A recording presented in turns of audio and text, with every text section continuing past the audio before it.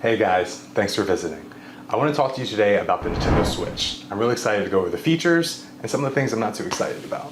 Alright, so some of the pros of this is the screen. The display is fantastic. It's a huge OLED monitor.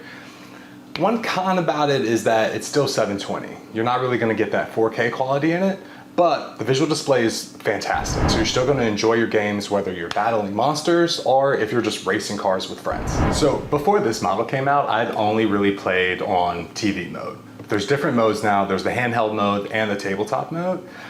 One thing I like about this one over the others is the speakers. The speakers are essentially the same, but the quality is like far better. So whether you're gonna go in TV mode and you're gonna play Mario Kart with friends, or if you just wanna play solo, this is for you.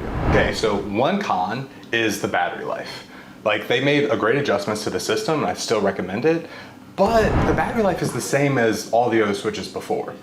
So they've made some great tweaks. That's one thing in the next model I wish they would just give us like 12 hours instead of 4 to 5. So one of my favorite games is a classic. I don't think you can ever go wrong with Mario Kart. There's something about like just destroying your friends in the game that, I don't know, it just really brings the life of the party. So I'm definitely gonna be taking this to my next hangout with my bros. So overall, I'm still gonna recommend this, right?